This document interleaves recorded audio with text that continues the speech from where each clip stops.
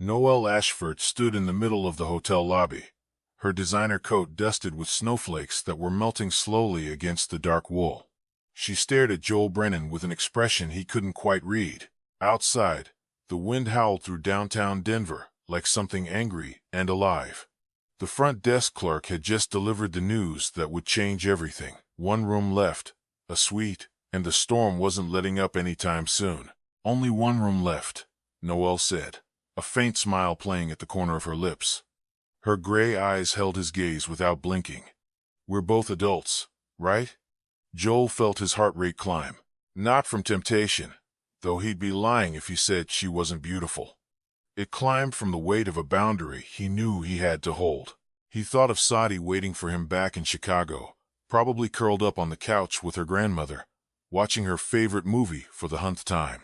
He thought of the promise he'd made to his wife before she died, standing beside her hospital bed in those final impossible hours. He thought of the man he'd sworn to be. I won't tell anyone, he said slowly, then paused, watching her expression shift from curiosity to confusion. Noel raised an eyebrow, waiting for him to finish. 3 days earlier, Joel Brennan had no idea his life was about to change. He was the kind of man who arrived at Sterling and Associates at exactly 8:45 every morning and left at exactly 5:30 every evening. No exceptions, no happy hours, no lingering conversations by the coffee machine, no birthday celebrations in the break room. His colleagues called him the Ghost, and Joel didn't mind the nickname. He had his reasons for keeping to himself, reasons that went deeper than anyone at work could possibly understand. At 37 years old, Joel was the best senior project manager the Chicago architecture firm had ever employed. His designs were innovative, blending classic elegance with modern functionality in ways that made clients weep with joy. His timelines were flawless, never once missing a deadline in his 1-2-year career. His client relationships were impeccable, built on trust and an almost uncanny ability to anticipate problems before they became catastrophes. 3 times in the past 4 years, he'd been offered promotions that would have put him on the executive track, complete with corner offices and 6-figure bonuses. 3 times, he declined without a moment's hesitation. The reason was simple. The reason was 8 years old, had her mother's eyes, and was the only thing in the world that truly mattered. Sadie Brennan was Joel's entire world, the center around which his entire universe revolved. She was the first thing he thought about when he woke up and the last thing on his mind before he fell asleep. Every decision he made, from what job to take to what groceries to buy, filtered through a single question. What's best for my daughter that morning? Like every morning for the past 4 years, Joel stood in their modest kitchen in the Lincoln Park neighborhood, making pancakes while Sadie sat at the table drawing in her sketchbook. The autumn sun streamed through the window, casting golden light across her blonde hair, which she'd insisted on braiding herself that morning, despite the lopsided results. "Daddy," Sadie said without looking up from her drawing, "how come you never go out with anybody?" Joel flipped a pancake, keeping his voice light. "What do you mean, sweetheart? Like on dates, or even just a dinner with friends? You always come straight home." "Because I have you," Joel said, sliding a plate in front of her. "That's all I need." Sadie looked up. Then, her expression far too serious for an 8-year-old. "Mommy would be sad if you were lonely forever, Daddy. She'd want you to be happy." Joel felt something tighten in his chest. He leaned down and kissed the top of her head. "I am happy, baby. I promise." But as he drove to work that morning through the familiar streets of Chicago, past the coffee shop where he and Caroline used to meet on rainy Sunday afternoons, Sade's words echoed in his mind like a bell that wouldn't stop ringing.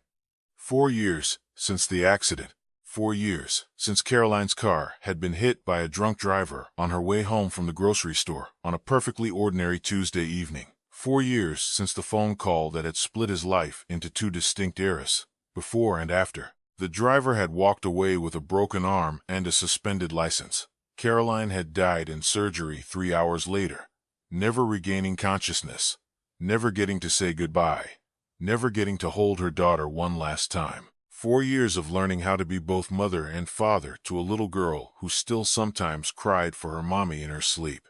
4 years of burnt dinners and YouTube tutorials on braiding hair at midnight.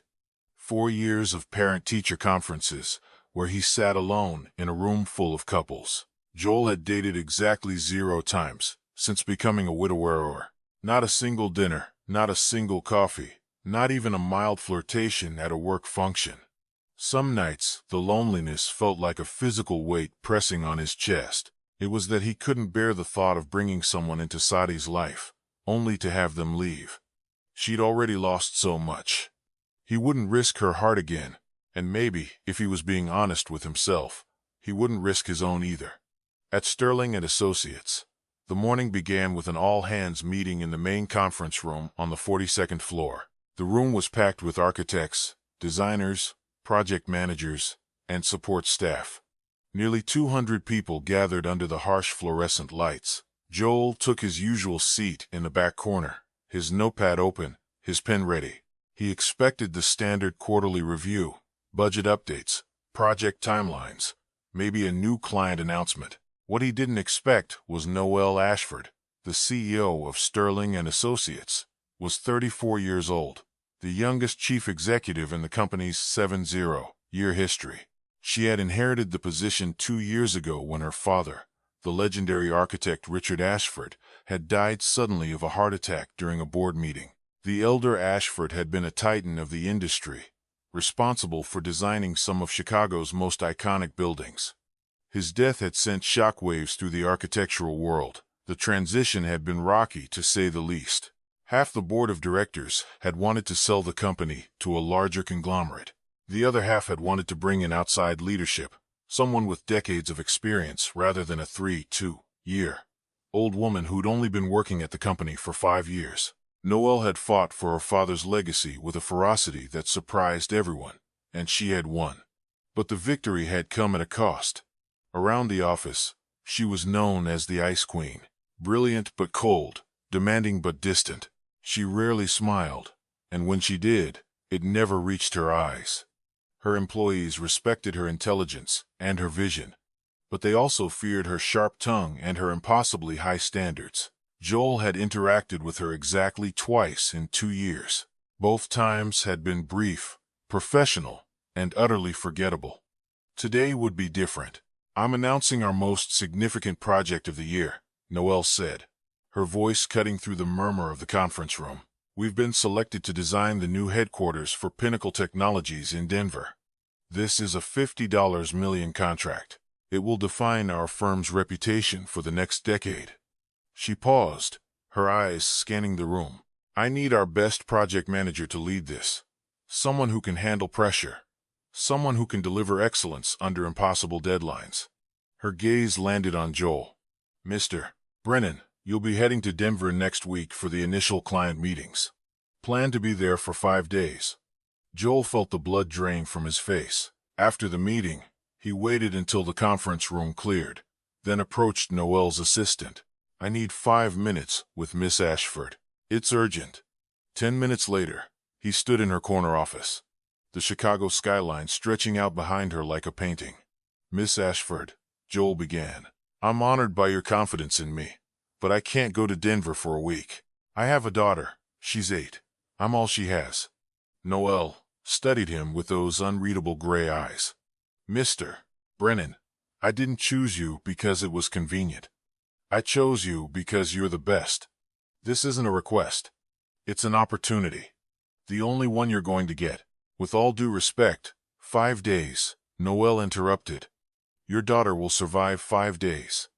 The question is whether you're willing to invest 5 days in a future that could change both your lives." Joel opened his mouth to argue, then closed it. He thought of Sadi, of the tuition for the art program she wanted to attend, of the house that needed a new roof, of the college fund that was barely half of what it needed to be. "I'll make arrangements," he said quietly. Noel nodded once, already turning back to her computer. "Good. I'll see you at O'Hare Monday morning. 6 a.m. flight." That night, Joel sat on the edge of Sadi's bed, watching her add final touches to a drawing. "Daddy has to go on a work trip," he said. "Just for 5 days. Grandma Ruth is going to stay with you." Sadi nodded, not looking up from her sketchbook. It's okay, Daddy. I know your job is important. You're more important, Joel said. Always. Sadie finally looked at him, then turned her sketchbook around. The drawing showed a man standing next to a woman. The man was clearly Joel. The woman had no face. Who's that? Joel asked, his voice catching. I don't know yet, Sadie said, but I hope you find her someday, Daddy. I drew a space for her just in case. Joel couldn't speak. He pulled his daughter into a hug and held her tight, hoping she couldn't feel the tears he was blinking back. The night before the Denver trip, Joel grabbed coffee with Grant Holloway, the company's chief operating officer. Grant had suggested the meeting, texting with a friendly, "Just want to wish you luck before the big trip." Coffee on me? Grant was 42, handsome in a polished, expensive way that suggested regular visits to dermatologists and personal trainers. He wore suits that cost more than Joel's monthly mortgage payment and drove a car that could have paid for Sade's college fund. He was universally liked around the office, the kind of guy who remembered everyone's names and bought rounds at happy hour. He had a gift for making everyone feel like his best friend. Joel had always found him slightly too smooth, like a salesman who was always selling, even when there was nothing to buy. But he'd never had concrete reason to distrust him. That was about to change. Big opportunity, Grant said, stirring his espresso at the cafe around the corner from the office. The evening rush had died down, and they had a quiet corner booth to themselves. "Noel's putting a lot on your shoulders with this Denver thing." "I'm aware," Joel said, wrapping his hands around his coffee cup. Grant leaned forward, lowering his voice conspiratorially. "Between us, just friend to friend. Noel's in trouble, serious trouble. The board's been breathing down her neck since she took over. They don't think she has what it takes. Half of them are convinced she only got the job because of Daddy's name. If this Denver project fails, she's done. They'll vote her out before Christmas." Joel frowned, uncomfortable with the direction of the conversation. "Why are you telling me this?" Grant shrugged, his smile never wavering. "Just thought you should know the landscape, the political terrain. Some people around the office, important people, they think maybe it wouldn't be the worst thing if Noel stumbled. If this Denver project hit some unexpected complications, fresh leadership might be good for everyone. The company, the employees, even you." The implication hung in the air like smoke from a dying fire. Joel sat down his coffee cup slowly. "Are you asking me to sabotage this project, Grant?" "I'm not asking anything," Grant said smoothly, his hands spread wide in a gesture of innocence. "Just saying that if things don't go perfectly in Denver, there are people who would remember that. People who could be very helpful to your career when the dust settles." Joel stood up, leaving a $10 bill on the table. "I don't play those games, Grant. Never have, never will. And I'd be careful who you have this conversation with." Grant's smile didn't falter, but something cold flickered in his eyes. "Your call, Joel. Your call entirely. Just remember who your friends are when this is all over." That night, Joel video called Sadie from his hotel room near O'Hare. She held up a new drawing. This one of him on an airplane. "I made this for good luck," she said. "I love it, sweetheart. I'll keep it with me the whole trip, Daddy." "Yeah, baby. The lady with no face in my other drawing. I hope she's nice. I hope she makes you smile." Joel swallowed hard. "Get some sleep, Sadie. I love you to the moon and back," she finished. "Be safe, Daddy." The next morning at the airport, Joel spotted Noel sitting alone at the gate. No assistant, no entourage, just a woman in a gray cashmere coat reading a letter that looked old and well-worn. As he watched, she lifted one hand to her eye, a gesture so quick he almost missed it, like she was wiping away something she didn't want anyone to see. In that moment, the Ice Queen didn't look powerful or intimidating. She looked lonely. She looked like someone carrying a weight too heavy for one person. Joel recognized that look. He saw it in his own mirror every morning. The flight to Denver was uneventful. They sat in first class, 2 seats apart, barely exchanging a dozen words. Noel worked on her laptop. Joel reviewed project specifications.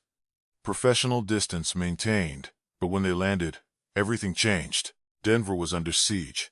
A freak October snowstorm had blown in overnight from the mountains, dumping 18 inches of snow on the city and showing no signs of stopping. The airport was chaos, a swirling mass of stranded travelers, crying children, and airline employees desperately trying to maintain order. Flights were canceled by the dozen. The highway to downtown was closed. Even the taxi line wrapped around the building twice. Their hotel, when they finally reached it, after a harrowing 2-hour taxi ride through whiteout conditions and near-zero visibility, delivered devastating news. "I'm so sorry," the front desk clerk said. A young woman who looked genuinely distressed. "We're completely overbooked. Stranded travelers from the airport have taken every available room. We've been calling other hotels, but the whole city is in the same situation. Everything is full. There must be something," Noel said, her voice calm but strained. The clerk winced. "We have one suite left. Just one. It's all I can offer. We'll comp the room." "Of course." Noel turned to Joel. The lobby was crowded and noisy, full of frustrated travelers arguing with staff and dragging luggage across marble floors. Snowflakes blew in every time the automatic doors opened, and that's when she said it, her voice cutting through the chaos like a blade. "Only one room left. We're both adults, right?" Her tone was casual, practical, the tone of someone discussing a minor scheduling conflict, not a potentially career-ending situation, but something flickered in her gray eyes that Joel couldn't identify. A question, a test, maybe both. Joel thought about how this would look. He thought about Grant's insinuations. He thought about the rumors that would inevitably follow. Then he thought about Sadi, about the kind of man he wanted to be, about the kind of father he needed to be. "I won't tell anyone," Joel said slowly, meeting Noel's gaze. "That I slept on the couch." For a moment, Noel just stared at him. Then something extraordinary happened. She laughed. It wasn't a polite chuckle or a professional courtesy.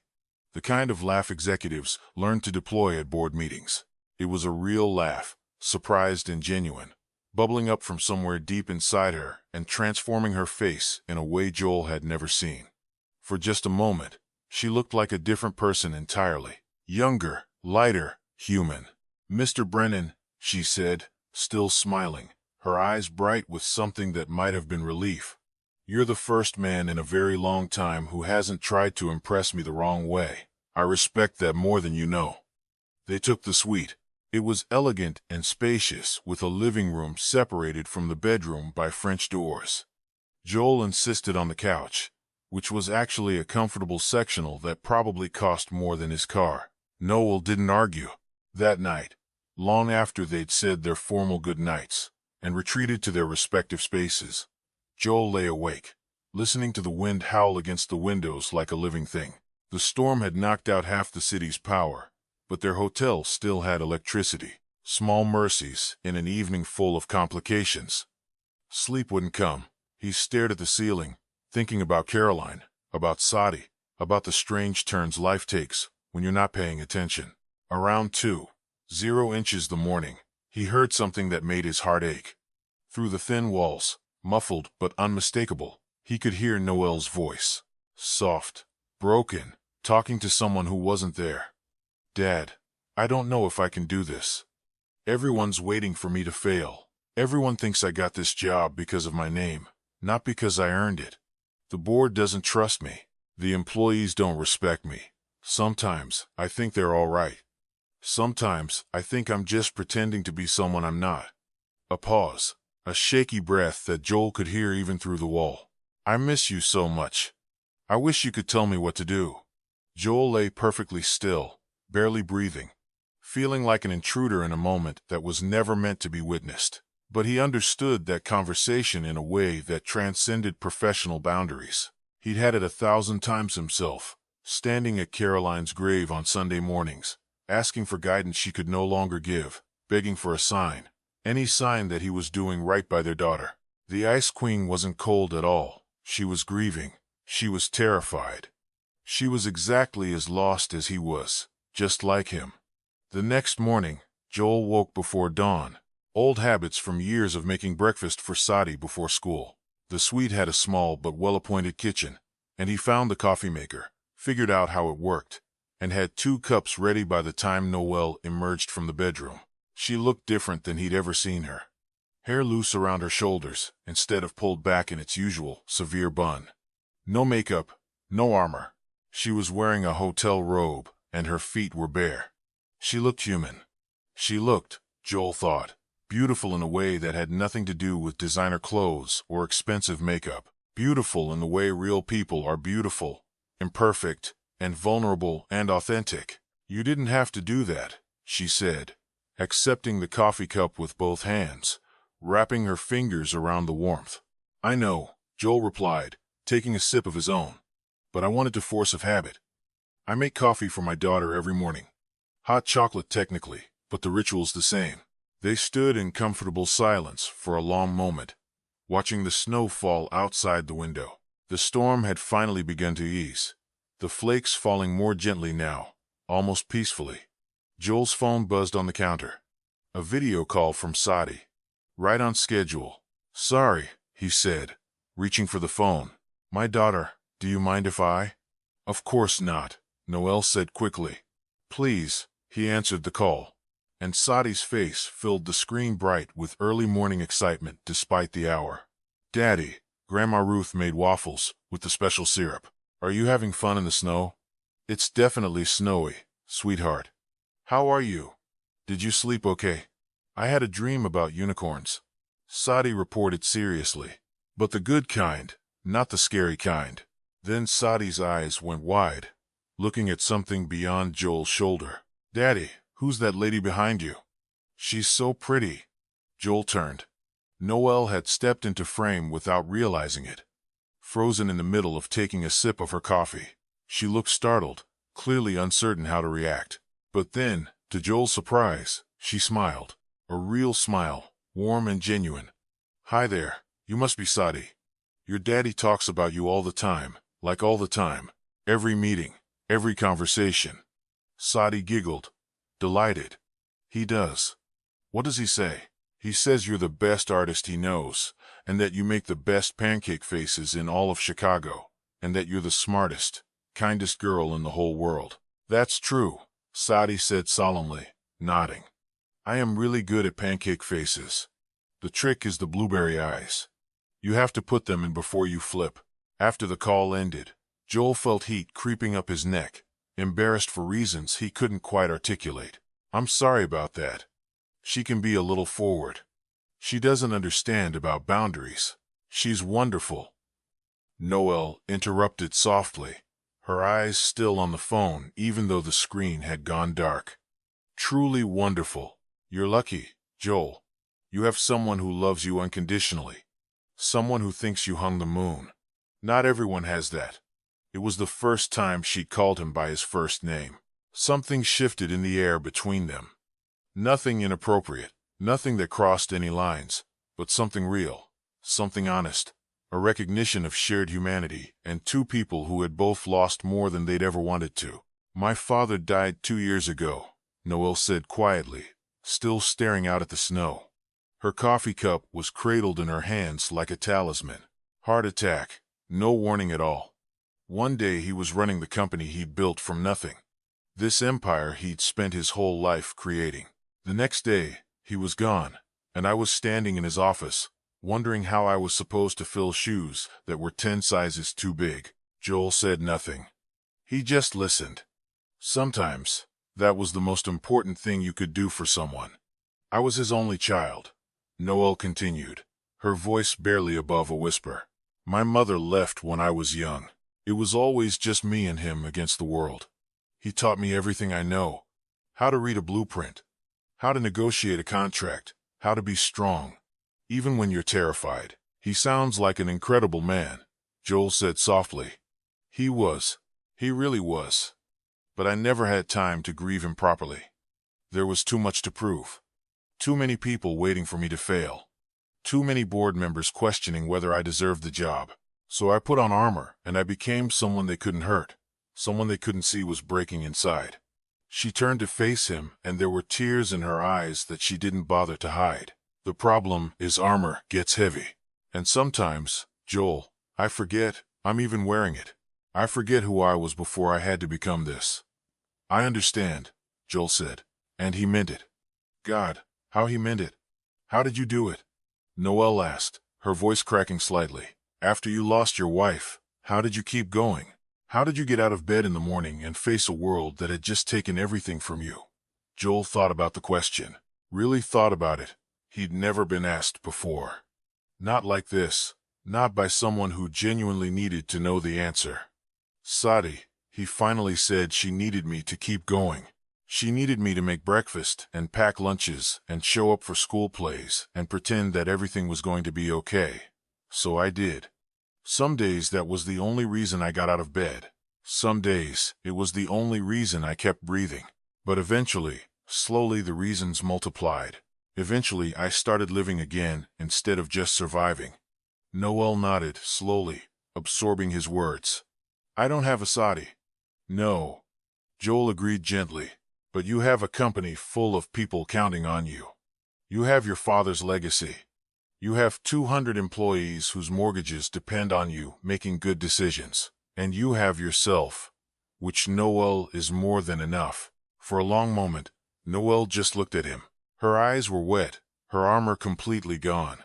And in that moment, she was just a woman who had lost her father and was trying desperately to honor his memory. Thank you, she said finally, for saying that and for not trying to be anything other than who you are. The conference went brilliantly. The snow had stopped, the roads had been cleared, and the Pinnacle Technologies executives arrived at the meeting with cautious optimism that quickly transformed into genuine enthusiasm. Joel's presentation was a masterpiece. His designs for the new headquarters were innovative, blending sustainable architecture with cutting-edge technology in ways that made the clients lean forward in their seats.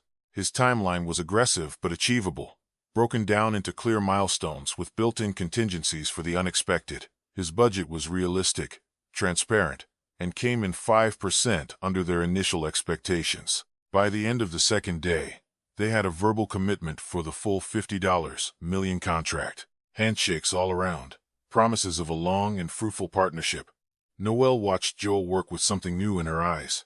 Respect had always been there, even when she didn't show it, but now, there was warmth, too, and something else. Something she couldn't quite name, but felt stirring in her chest every time he spoke. That evening, after a celebratory dinner with the clients at a high-end steakhouse downtown, Joel returned to his temporary office in the hotel's business center to catch up on emails. The rest of the team had gone to bed, exhausted from 2 days of intense negotiations. The business center was empty. The only sound, the soft hum of computers. That's when he saw it. An email sent to him by mistake. The sender was Grant Holloway. The intended recipient was a board member named Victoria Parsons. Someone Joel knew by reputation as one of Noel's harshest critics. Joel knew he should delete it, pretend he'd never seen it, stay out of whatever corporate politics were swirling above his pay grade. Instead, against his better judgment, he read it and his blood ran cold. The email contained a fabricated financial report for the Denver project. According to this document, the project was already 40% over budget with projected losses in the millions. The timeline was described as hopelessly behind schedule. Client satisfaction was rated as critically low. Joel knew those numbers were false. He'd prepared the real budget himself. They were under budget by 8%. The timeline was ahead of schedule. The clients had just committed to the full contract over champagne toasts. Grant had fabricated an entire financial report from scratch. The second attachment was worse.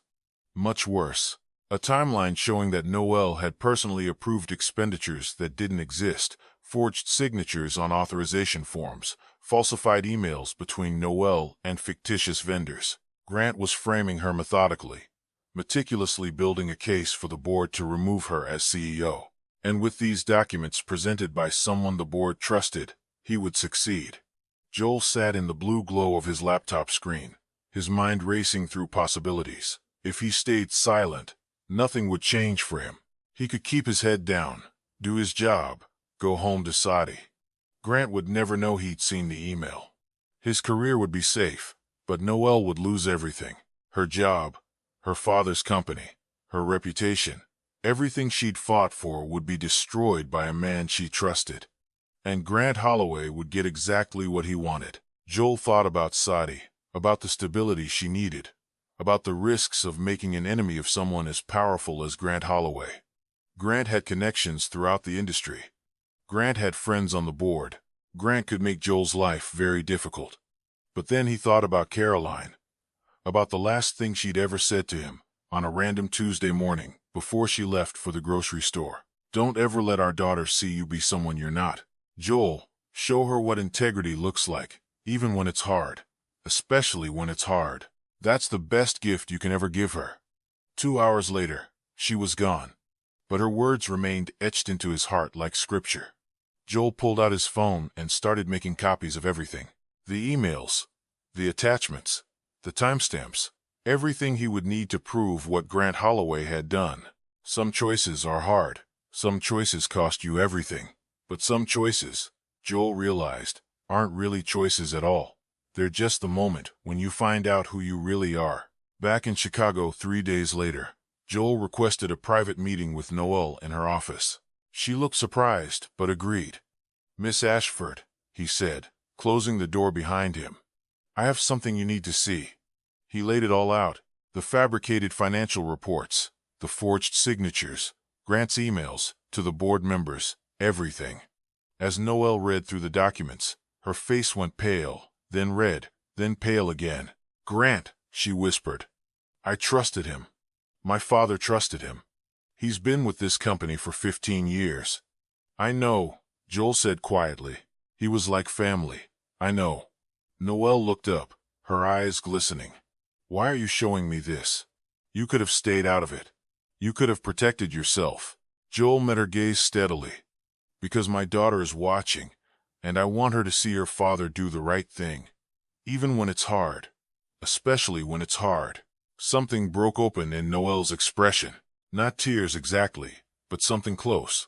Something raw and real. "Thank you," she said, her voice barely above a whisper. Without thinking, she reached out and touched his hand. Just for a moment, just long enough for Joel to feel the tremor in her fingers. It was the first time anyone had stood beside her unconditionally since her father died. The board meeting happened 3 days later. Grant Holloway strode into the conference room with the confidence of a man who believed he'd already won. He had copies of his falsified reports. He had 3 board members in his pocket. He had rehearsed his presentation a dozen times. What he didn't have was any idea what was coming. "As you can see," Grant said, clicking through his slides, "the Denver project is a disaster in the making. Costs are spiraling out of control. Deadlines are being missed. And all of it traces back to decisions made by our current CEO." He paused for effect, his eyes finding Noel across the table. "I move that we call for a vote of no confidence in Noel Ashford's leadership." Victoria Parsons, the board member Grant had been corresponding with, nodded gravely. I seconded the motion. Noel sat perfectly still, her face unreadable. That's when the conference room door opened. Joel Brennan walked in, a folder tucked under his arm. "Excuse me," Grant said, his smile faltering slightly. "This is a closed board meeting." "I apologize for the interruption," Joel said calmly. "But I have information relevant to the matter being discussed. I believe the board will want to hear it before they vote." The chairman, an elderly man named Harrison Wells, studied Joel for a moment. "You're the project manager for Denver." "Correct." "I am, sir." "Then by all means, the floor is yours." Joel opened his folder and began laying documents on the table. "These are the actual financial reports for the Denver project. As you can see, we're currently 8% under budget with projected savings of $2.3 million. He laid down another set of documents, and these are the fabricated reports that Mr. Holloway has been circulating to certain board members. Note the discrepancies in the signature authorizations. These aren't Miss Ashford's signatures. They're forgeries." He laid down printouts of emails. "And this is correspondence between Mr. Holloway and several board members discussing how to use these falsified documents to remove Miss Ashford from her position." The room went silent. Grant's face had gone the color of old milk. "This is ridiculous. Where did you even get these?" "You have no right to." I received them by mistake, Joel said evenly. Your email to Mrs. Parsons was accidentally copied to me. I assumed you'd want the error corrected. Victoria Parsons was staring at the emails with growing horror. Grant, what is this? You told me these reports came from the accounting department. They did. This is obviously some kind of Mr. Holloway. The chairman's voice cut through like a blade. I think you should stop talking now. The vote that followed was unanimous. Grant Holloway was terminated immediately. His access was revoked. Security escorted him from the building, but as he passed Joel in the hallway, Grant leaned close. You think you've won? He whispered, his voice thick with venom. I'll destroy you. I'll make sure you never work in this industry again. Joel didn't flinch. You can try. The rumors started within a week. Someone almost certainly. Grant, through proxies, had begun spreading whispers throughout the company. Joel Brennan and Noel Ashford alone in a hotel room in Denver. The real reason he'd defended her. The real reason she'd promoted him. It was ugly. It was false. And it spread like wildfire. Joel found himself eating lunch alone. Colleagues who used to chat with him at the coffee machine suddenly had somewhere else to be. Conversations stopped when he walked into rooms. Noel wanted to address it publicly, to call a meeting and set the record straight. Joel stopped her. If you say anything, it'll only make it worse, he said. People will think there's something to defend. The only way to beat this is to let the truth speak for itself. But it's not fair to you. Fair doesn't matter. Right matters, and right now, the right thing is to wait. At home, Sadie could tell something was wrong. She always could. Daddy, are you sad about something? Joel sat down on the couch next to her. A little bit, sweetheart. Some people at work are saying things that aren't true. It hurts, even though I know they're wrong. Why would people lie? Sometimes, people lie because they're angry or scared, or because lying makes them feel powerful. Sadie thought about this. Are you scared, Daddy? Joel considered the question honestly. A little. What are you scared of? I'm scared of letting you down. Of not being the dad you deserve. Sadie crawled into his lap, something she'd almost gotten too big to do. You could never let me down, Daddy. You're the best person I know. Joel held her tight. In that moment, the rumors and the whispers and the professional isolation all seemed very small. The vindication came from an unexpected source. 3 weeks after the board meeting, the CEO of Pinnacle Technologies posted on LinkedIn.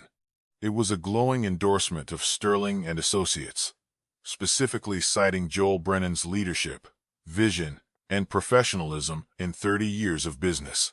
The post read, I've rarely encountered someone with Joel's combination of talent and integrity. Sterling and Associates is lucky to have him, and we're honored to be working with his team. The post went viral in industry circles. Other clients reached out to add their own praise. The narrative shifted. Joel wasn't the man who'd slept his way to success. He was the man who'd earned it. 2 months later, Grant Holloway quietly left Chicago. Word was he'd taken a job at a small firm in Phoenix. Word also was that several of his previous employers had received anonymous tips about financial irregularities. The ghosts in Grant's closet had finally caught up with him. 3 months after Denver, Joel stood in Noel's office, accepting a promotion he'd turned down 3 times before. Vice President of Design, Noel said, sliding the offer letter across her desk. You've earned it. I'm not sure I want to travel more, Joel said. Sadie, the position is based here in Chicago. No travel required unless you choose it. I made sure of that.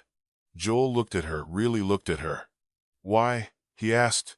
Because you have a daughter who needs her father. And because she paused, choosing her words carefully. Because I've learned that the best leaders aren't the ones who sacrifice everything for their careers. They're the ones who know what matters most and protect it. That weekend, Noel showed up at Joel's door with 2 pints of ice cream and an uncertain smile. I thought maybe Sadie might want to go to the park, she said.